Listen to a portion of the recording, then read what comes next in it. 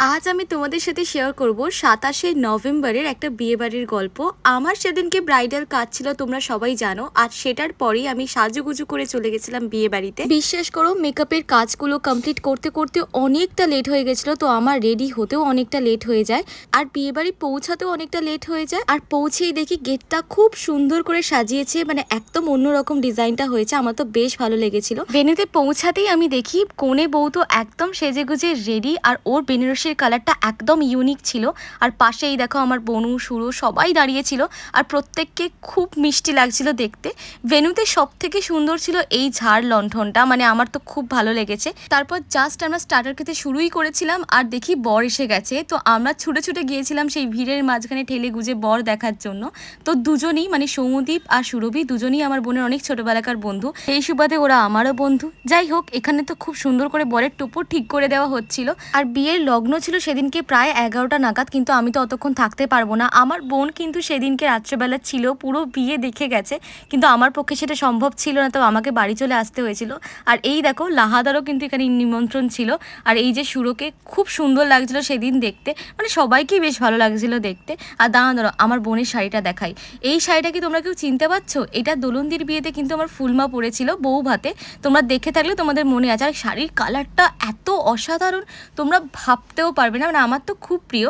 Next কোনো বিয়েবাড়ি হলে আমি অবশ্যই এই শাড়িটা তো পরবই। আর আমার এই শাড়িটা তোমরা আগের অনেক ব্লগে দেখে নিয়েছো। মোটামুটি বিয়েবাড়ি হলে এই শাড়িটা নাহলে লাল শাড়িটা আমি পরে থাকি, কারণ এই দুটো শাড়ি আমার খুব প্রিয়, আর বিয়েবাড়ির জন্যই এই দুটো বানানো। তো আমি এতবার রিপিট করেছি শাড়ি দুটো, মানে জাস্ট ভাবার বাইরে। আমার কোনো যায় আসে না, সত্যি কথা বলতে আমার শাড়ির জামা কাপড় সব কিছু রিপিট করতে ভীষণ ভালো লাগে। আর তার জন্য মোটামুটি এটা নিয়ে 3-4টে বিয়েবাড়িতে আমি শাড়িটা পরে নিয়েছি। আর লিটারালি বলছি, পরপর বিয়েবাড়িতে পরেছি, এমনটা নয় যে অনেক দিন ছাড়া ছাড়া পড়েছি। বিশেষ করে শাড়ি রিপিট করাতে আমার ভালো লাগার থেকেও আমাকে করতে হয়, কারণ আমার কাছে না শাড়ি গয়না এসবের বিশাল কিছু কালেকশন একদমই নেই। আমার কাছে খুব লিমিটেড জিনিসপাতি আছে, শাড়ি গয়না সবকিছুই তো আমাকে রিপিট করতে হয়। আর এই ঝকপকি মার্কা শাড়িগুলো তো আমি অন্য টাইমে পরতে পারবো না, তাই বিয়েবাড়ি এলেই এগুলোকে পরে নিই। যদিও বিয়েবাড়ি আমরা এতটাই কম পাই যে সেগুলো অনেক দিন ছাড়া ছাড়া রিপিট করতে হয় আর কি, তাই খুব একটা সমস্যা হয় না। আমার মতো তোমরা কারা কারা শাড়ি রিপিট করতে পছন্দ করো অবশ্যই কিন্তু কমেন্টে জানিও। আর এটা অবশ্যই উচিত সবার ক্ষেত্রে। যেদিন আমার কাছে অনেক অনেক শাড়ি হয়ে যায়, মানে অনেক অনেক শাড়ি হয়ে যাবে, সেদিনকে হয়তো রিপিট করতে লাগবে না, বাট তারপরেও আমি কিছু কিছু শাড়ি যেগুলো আমার প্রিয় সেগুলো আমি পরতেই থাকবো, সেটা আমি জানি খুব ভালো করে।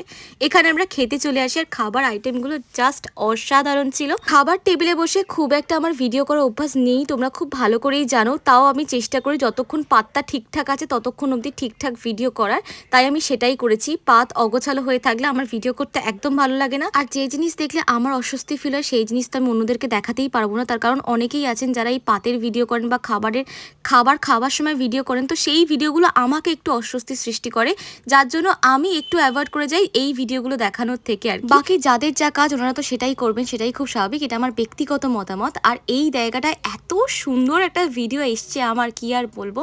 তোমরা অবশ্যই জানিও আমার লুকটা সেদিন কেমন লাগছিল। ভিডিওটা শেষ অবধি দেখার জন্য তোমাদের অনেক অনেক থ্যাংক ইউ। দেখা হচ্ছে নেক্সট ব্লগে। Tata, by.